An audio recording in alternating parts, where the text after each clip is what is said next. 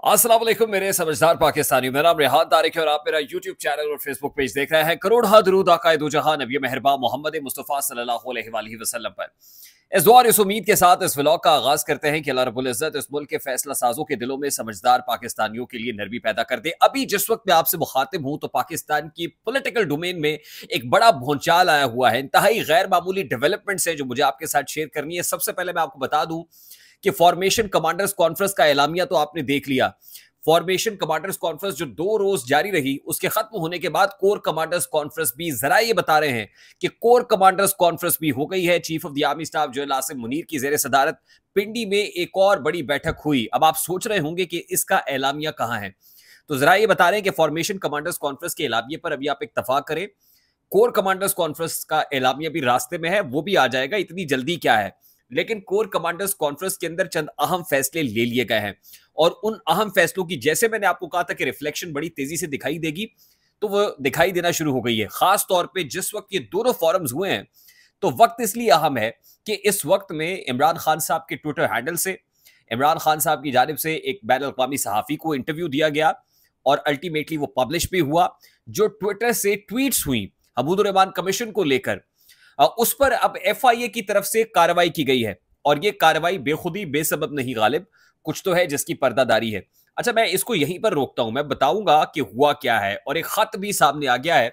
उस खत में किसको क्या लिखा गया है वो भी आपके सामने रखूंगा, लेकिन उससे पहले एक और इंपॉर्टेंट डेवलपमेंट, क्योंकि डेवलपमेंट्स इतनी ज्यादा है, मैं जरा क्विकली आपके सामने रख दूं।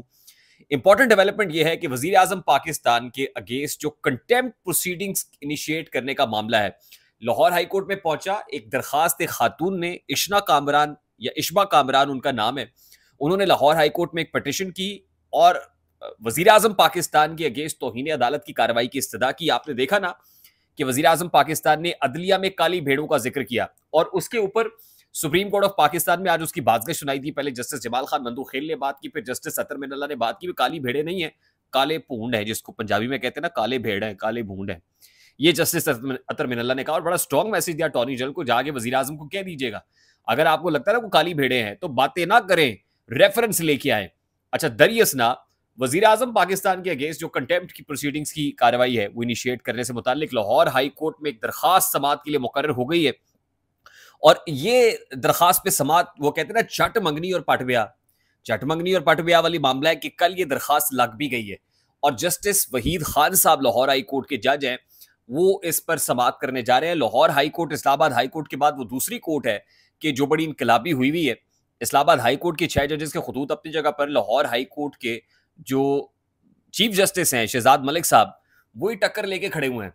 और जो जजेस अपॉइंट करने का मामला था उसमें पंजाब हुकूमत के साथ भी ठनी हुई है। सदाती दहशतगर्दी अदालत के जज, फिर इलेक्शन ट्राइब्यूनल के जज, पंजाब हुकूमत ने कानून दे दिया, उन्होंने कहा जी बस, और ऑर्डिनेंस आ गया विफाक की सतह के ऊपर कि ये इलेक्शन ट्राइब्यूनल्स के अंदर रिटायर्ड जज भी लगा सकते हैं और रौले मुकाता उन्होंने कहा रिटायर्ड जज लगेंगे, ना दें आप जज, हम रिटायर्ड जज लगा देंगे। तो ठनी हुई है, अच्छी खासी ठनी हुई है। अब कल कंटेम्प्ट प्रोसीडिंग्स इनिशिएट होने जा रही है लाहौर हाई कोर्ट के अंदर, जस्टिस वहीद खान की अदालत होगी। क्या वजीर आजम पाकिस्तान को बुलाया जाएगा और अगर कंटेम्प्ट के ऊपर सजा सुना दी तो वजीर आजम साहब कहाँ जाएंगे? फिर तो जाहिर है डिस्क्वालिफिकेशन है। तो ये एक बहुत गैर मामूली नौयत का मामला है। अब शहबाज शरीफ साहब को भी सोच समझ के बात करनी चाहिए थी। आप अदलिया से मुतालिक, आज मेरी सेनेटर खलील ताहिर सिंधु को मैंने प्रोग्राम में लिया हुआ था, मैंने पूछा, मैंने कहा ये क्या कहा है? उन्होंने कहा नहीं नहीं नहीं, वो इस अदलिया से मुतालिक नहीं कहा, वो तो पुरानी अदलिया, वो तो साकिब निसार को काली भेड़ कर रहे थे। मैंने फिर वो स्टेटमेंट दोबारा सुना, मैंने कहा शायद मुझे सुनने में गलती हुई होगी, लेकिन उन्होंने जनाब अली मौजूदा अदलिया को कहा है कि मौजूदा अदलिया इमरान खान को जमानतें दे रही है, रिलीफ दे रही है, और फिर वो कहते हैं नहीं नहीं नहीं, वो तो हमने। अब अदालत के सामने क्या करेंगे? जाहिर है आपको अदालत के रहमो करम पर खुद को छोड़ना पड़ेगा, माफी मांगनी पड़ेगी, माफी मांगेगी तो जान खलासी होगी। अच्छा, अब ये एक मामला है। जो दूसरा इंपॉर्टेंट मामला है वो एफआईए साइबर क्राइम विंग ने एक्शन लिया है। 26 मई को इमरान खान साहब के हैंडल से एक ट्वीट हुई हदूद रहमान कमीशन से मुताल्लिक, और उसके बाद हमने देखा कि कुछ कलाबाजियां बैरिस्टर गौहर खान साहब, वो मुझे वैसे ना मुनीर न्याजी का एक शेर याद आ रहा है कि कुछ उंज भी रावा औखियां सन, कुछ गल विच गमा द तौक भी सी, कुछ शहर दे लोक भी जालिम सन, कुछ सानू मरन द शौक भी सी। यानी ऑलरेडी जान पे बनी हुई है और मुसीबत डाल रहे हैं। गल पे या ढोल बजाना पैंदा है, तो अब लगता है कि गल ढोल पा लिया है। बात यह है कि आपने ट्वीट की, बैरिस्टर गौहर खान साहब ने आके कहा कि it was taken out of context. ये जो जो सोशल मीडिया टीम है उसकी गलती थी, उनसे को गलती हुई है। इमरान खान साहब ने ऐसे नहीं कहा था। अच्छा, इस पर जनाब सोशल मीडिया टीम ने एक और ट्वीट दे मारी और इमरान खान साहब के हैंडल से हुई और सोशल मीडिया टीम की सताइश हो रही है कि सोशल मीडिया टीम बड़ी कमाल टीम है, बहुत अच्छा किया उन्होंने। और इमरान खान साहब की तरफ से ऐसा तासुर दिया गया। कल ही कुछ साफी दोस्तों ने कहा कि बैरिस्टर गौहर की तो अच्छी खासी खिंचाई हुई है। इमरान खान साहब ने कहा ये तुम क्या जाके जनाब अपनी स्टेटमेंट से मुकर जाते हो, एक तरफ रहा करो। और इमरान खान साहब ने कहीं ये भी कहा कि देखा मैंने पनामा को कैसे फॉलो अप किया था, मैं लगा हुआ था और आप लोगों से जो है वो मुकदमा नहीं लड़ा जा रहा, आप ये कलाबाजियां क्यों खाते हैं। अच्छा, अब वो ट्वीट तो हो गई। अब उसके बाद आज ही मैं रऊफ हसन साहब को, जो पार्टी के मरकजी सेक्रेटरी इत्तलात, उन्होंने काशिफ अब्बासी साहब से बात की। वो कहते हैं कि ये जो सोशल मीडिया टीम है अमेरिका में बैठी हुई है, अमेरिका से इस ट्विटर को हैंडल करते हैं और उसको अगर अमेंड करना है या ट्वीट को डिलीट करना है तो मैं उनसे बात करूंगा, क्योंकि ये ट्वीट जो है वो ठीक नहीं हुई, वो भी एक्नॉलेज कर रहे हैं। वो कहते हैं कि मैं जो अमेरिका में बैठी हुई टीम है उससे बात करूंगा। अब ट्वीट तो हो गई है और जाहिर है आपने एक मौका दे दिया है एक्शन लेने का, और इस मामले पे हमारी इतलात के मुताबिक फॉर्मेशन कमांडर्स कॉन्फ्रेंस में भी बात हुई है अमूदुर रहमान कमीशन मामले पर, और इस मामले पे कोर कमांडर्स कॉन्फ्रेंस में भी बात हुई है। इन पर्टिकुलर कोर कमांडर्स कॉन्फ्रेंस में, एक तो फॉर्मेशन कमांडर्स कॉन्फ्रेंस में 9 मई से मुतालिक जो कुछ कहा मैं अपने हालिया व्लॉग में बता चुका हूं। 9 मई से मुतालिक कोर कमांडर्स कॉन्फ्रेंस में भी रीअट्रेट किया गया उसी बात को कि 9 मई के जो सहूलतकार हैं, आर्बिट्रेटर हैं, फैसिलिटेटर हैं, जब तक उनको कानून के कटहरे में नहीं लाया जाएगा तब तक जो शरपसंद अनासिर है वो मुल्क को यरगमाल बनाते रहेंगे। ये टू बी प्रिसाइज ये बात हुई है, मैं कोट अनकोट ये बात कर रहा हूं। अच्छा, उसके अलावा ये बात हुई कि कुछ 40-50 लोग ऐसे हैं जिनके मिलिट्री कोर्ट में ट्रायल हो चुके हैं, जो अंडर ट्रायल थे, ट्रायल मुकम्मल हो गए हैं।